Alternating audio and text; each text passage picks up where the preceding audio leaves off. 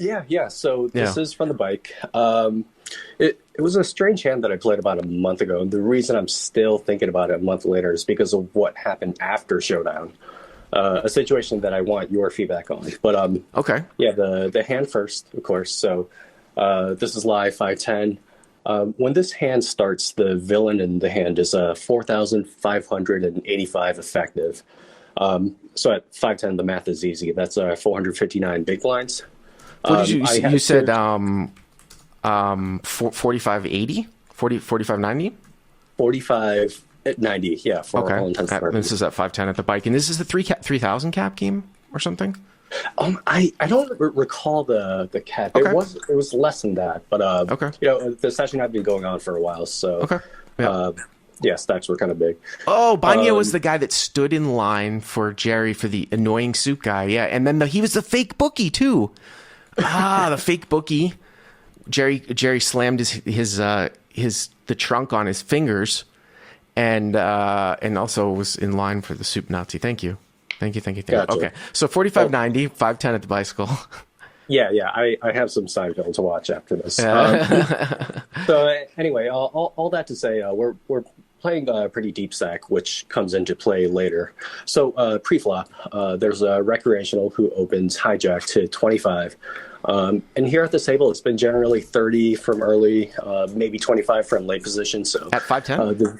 The villain in this hand is in the cutoff. He re-raises to 120. By the way, So is this that's, game getting straddled at all, or is it just straight 510? Here and there, it's not mandatory. Okay. Some of the more fun players are advocating for it, but it has to be unanimous. So Yeah. Cutoff raises to 120, which is a bit under 3 times hijack's open. So now I'm thinking this may or may not be a move since the button is a tight player for what that's worth. So I've been watching Villain throughout the session, not getting too involved, and it's clear to me he's a tag. Generally 3-better fold when facing a raised pre-flop. Not a crazy V-pip. The kind of guy who's on his phone between hands, backpack, hoodie, that sort of player. So when he does get in a hand, he's pretty aggressive. Okay. So the button folds, which is not a huge surprise. The small blind gets out of the way. I'm in the big line. I look down at ace of clubs, ace of diamonds.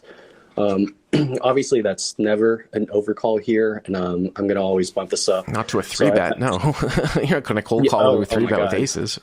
Yeah, I'm fist pumping under the table, but I cold forward to 380. So Okay, so you go to 1, 2 over 3x, and if you are at what I think you, so is the cutoff going to be the primary villain or the original guy that opens? No, cutoff. Okay, so if you're at 4590 at 510, you're deep. You are absolutely allowed to. It's not a 2.2x cold 4-bet from out of position.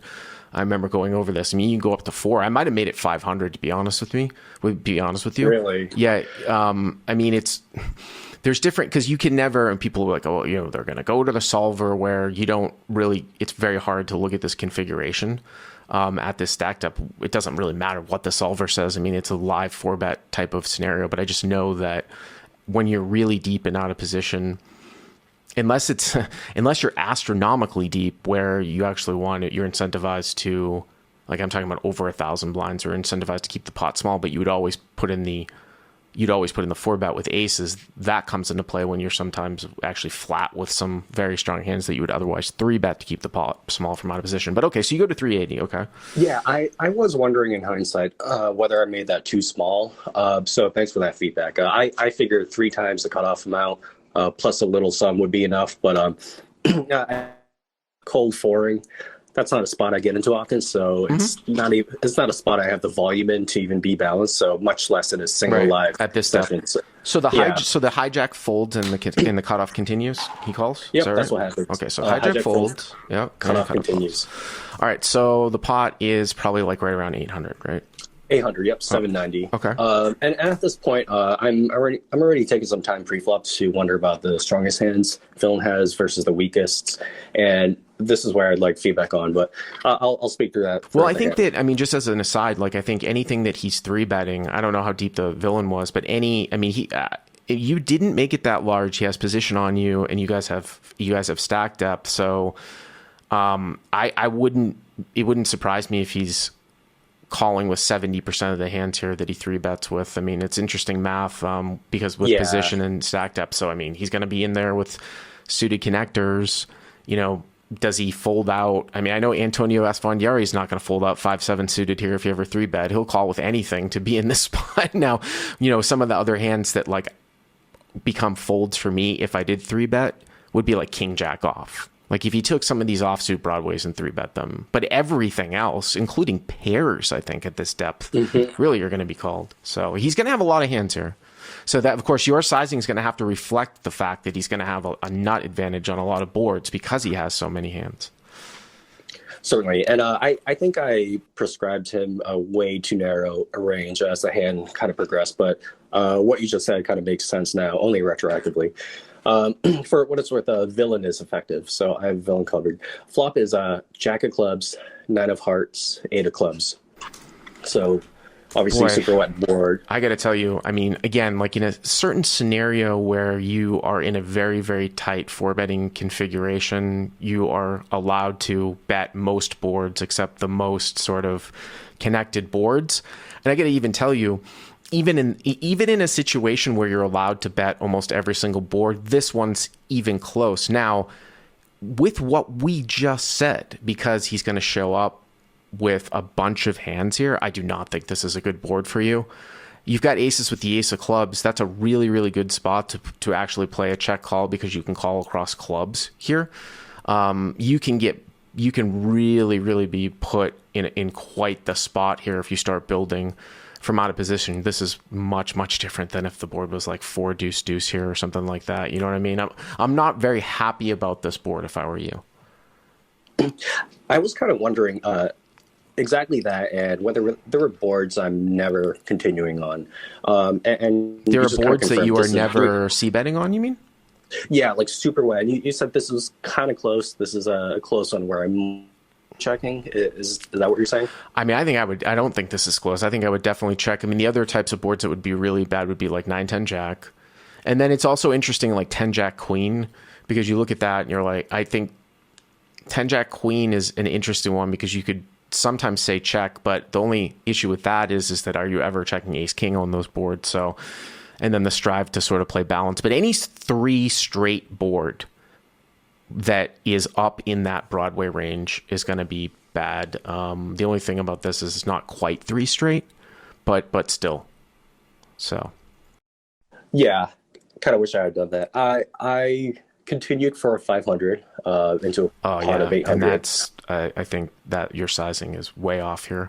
Now, if you want to take again, I'm going to go a little bit theoretical because I mean I don't know all the theory. I'm trying to learn the stuff as as it comes into play because I'm not the best in using solvers. Although when in this year, I really do want to get very, very good at it because I hesitate to bring some of the stuff in to the market where most of my subscribers are at because most of the time the stuff isn't necessarily all that relevant, but I think that it makes you a better player. But I would definitely know that if you don't have a real sort of strong nut advantage here, but you have a range advantage, that is to dictate a smaller bet sizing. So the reason why I don't think you have a nut advantage is because I don't think you're cold four balling like 9s and 8s. This guy three betting calling, maybe queen 10, maybe, but I don't know if you have a cold four. I mean, I would just probably fold queen 10 suited. But if that is the case, then and you are betting a lot with a high volume, it dictates a smaller bet. It's probably like 200 to 300. It's probably should be check or 200 to 300. Where you start to go to 500 to 600 are on low boards where the guy's going to have to defend down with pairs, like if it was 4 deuce deuce or something like that. So I think 500 is way too much. But okay, so hero bets 500.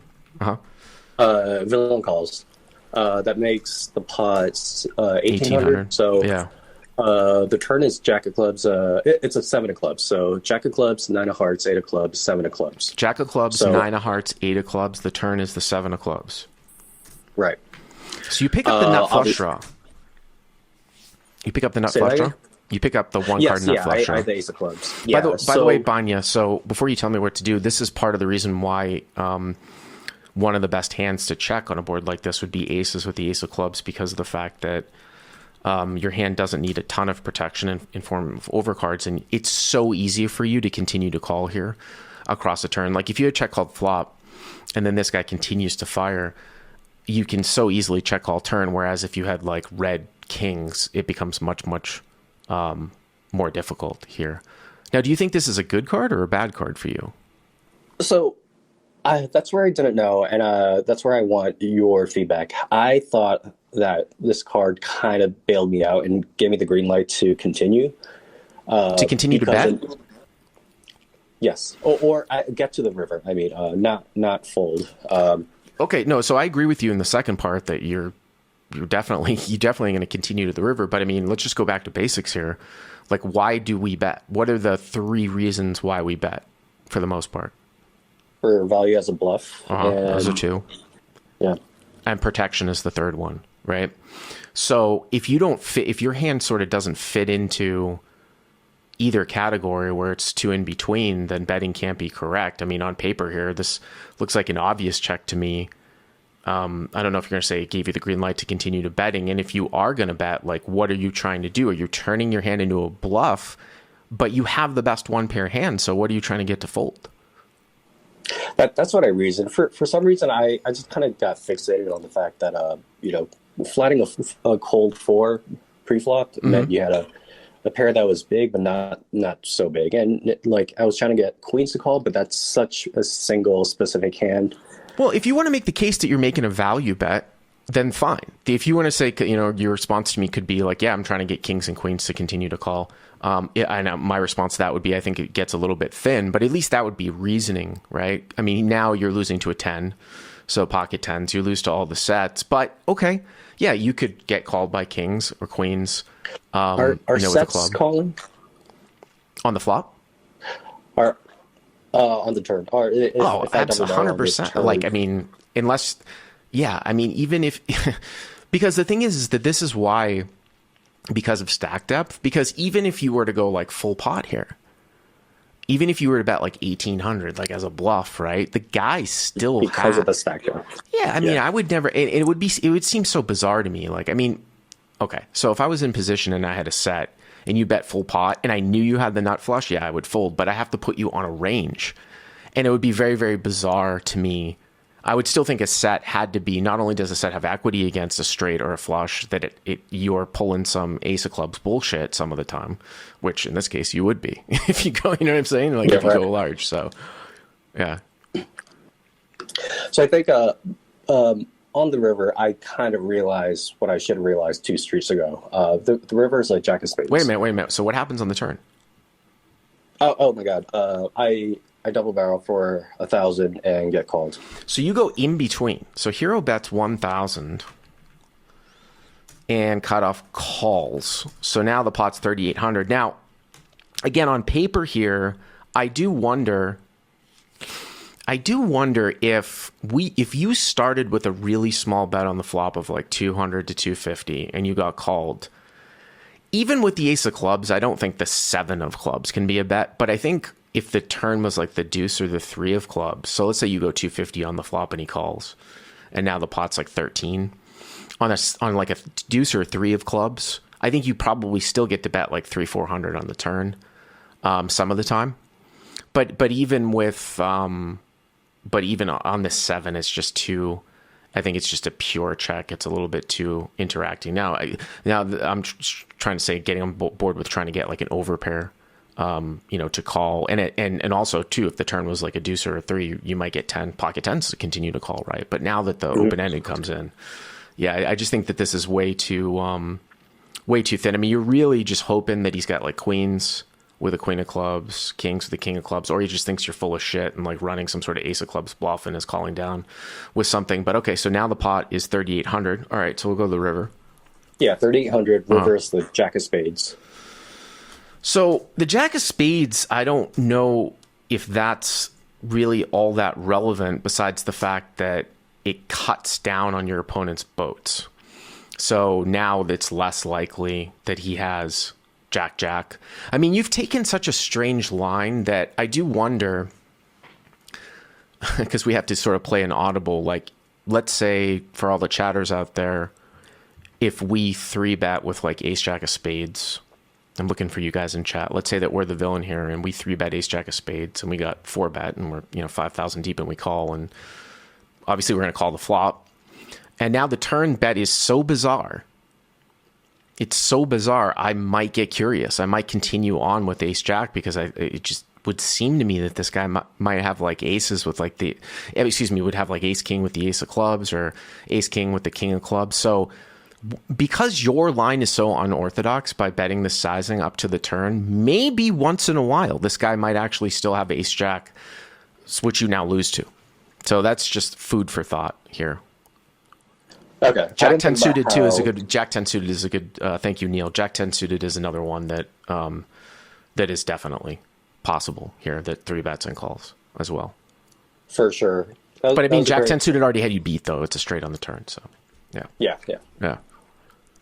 I like the point about how like when a line is really unorthodox, that can invite even more calls. But whether that was the case or not, that happened. So now I'm looking at this river and more the board as a whole, kind of saying like, how in the world did I get here in this spot? And this is where it kind of frees up and I check. I mean, I think that checking here is, you should have checked many, many streets before, right? I mean, you're just hoping this goes check, check. And by the way, the guy can have a flush too, right? I mean, he can have like king, queen of clubs, king, 10 of clubs. I think this is like one of these spots where, okay, like I'm going to check and because most of the time, if we construct a range correctly, my opponent has me beat. So if it goes check, check, maybe I'll win. But then if I check and he bets, I'm going to really have to come up with some sort of bluff here. Because, if he thought I was full of shit with like ace king with the ace of clubs or ace king with the king of clubs, he's going to check behind with any showdown value, right? Your hand certainly doesn't look like aces, I'll tell you that. You've played it in a very... if I was your villain, I would not think you have aces here. So I might just check behind thinking I'm beating ace king and you're giving up here. But I think your play is definitely to check. Hero checks, okay. Yeah, as played, asterisk.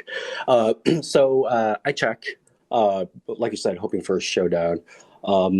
Villain jams for, was it 2,700?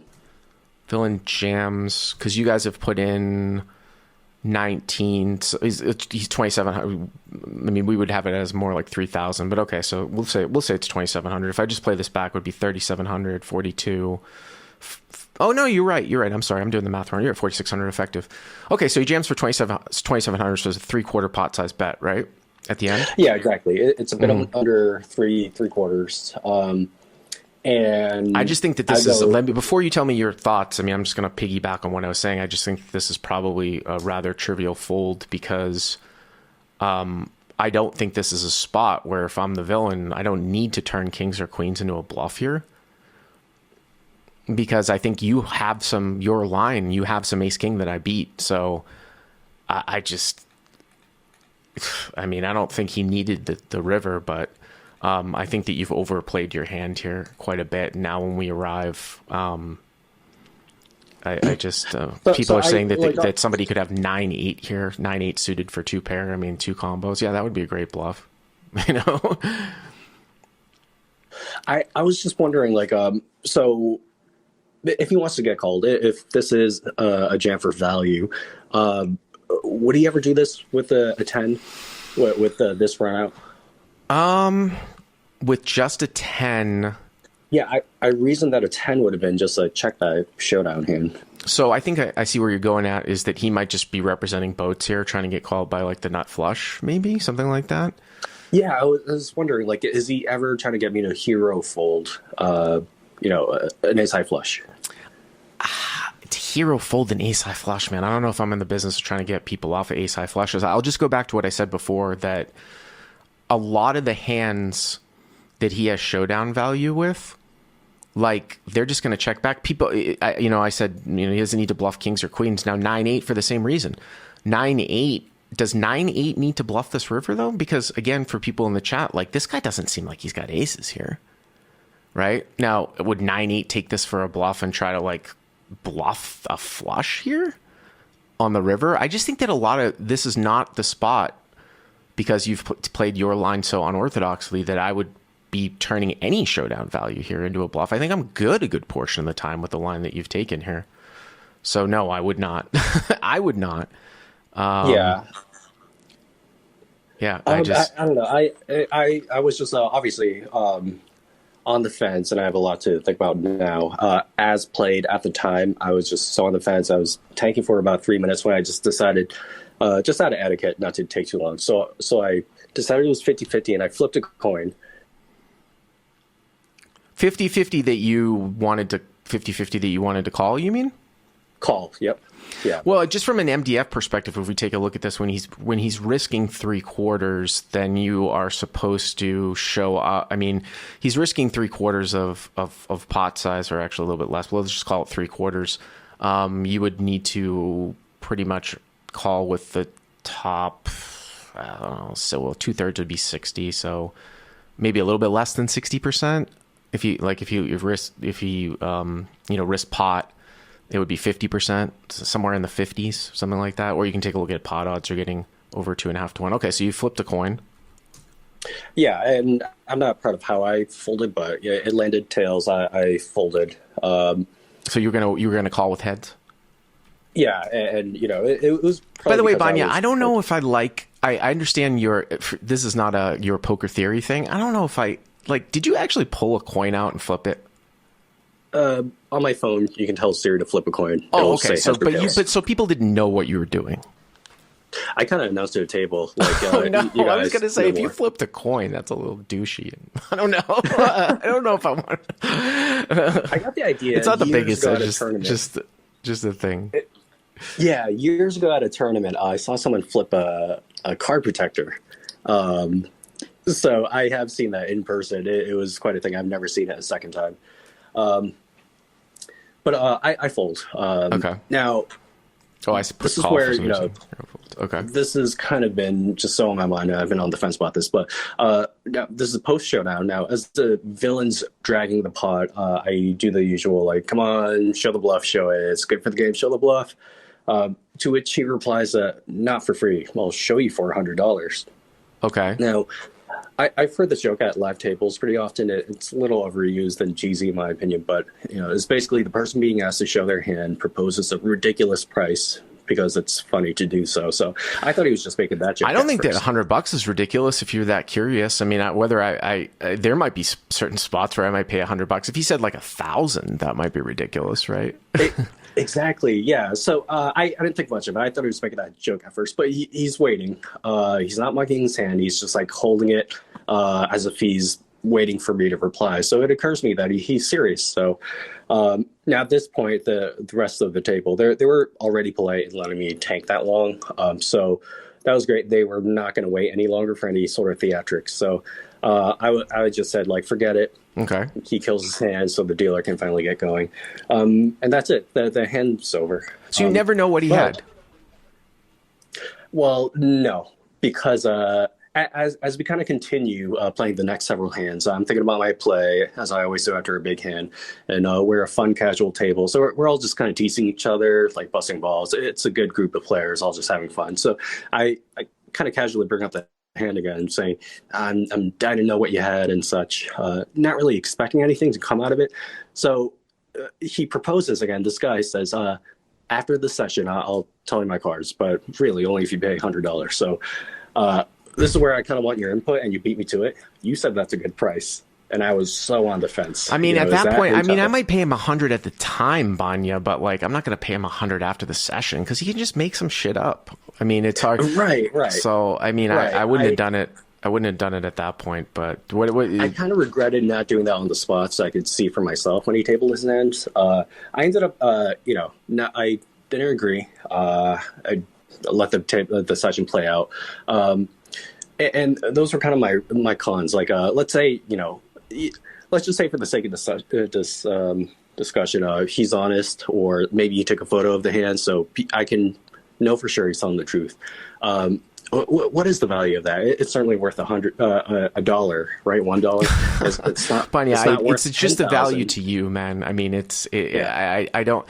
I mean, I personally just to wrap this one up, because we got to move along. I mean, I'm a very large proponent of, especially if you're a pro against a rec. If a rec says good call, I mean, I've made this statement many times. I don't wait to see the rec's bluff. I think people way overvalue, or I want to see his bluff combo. You know what I mean? It's just your own mental thing. So where, you know, you want to pay him 100, you want to pay him 100 at the time.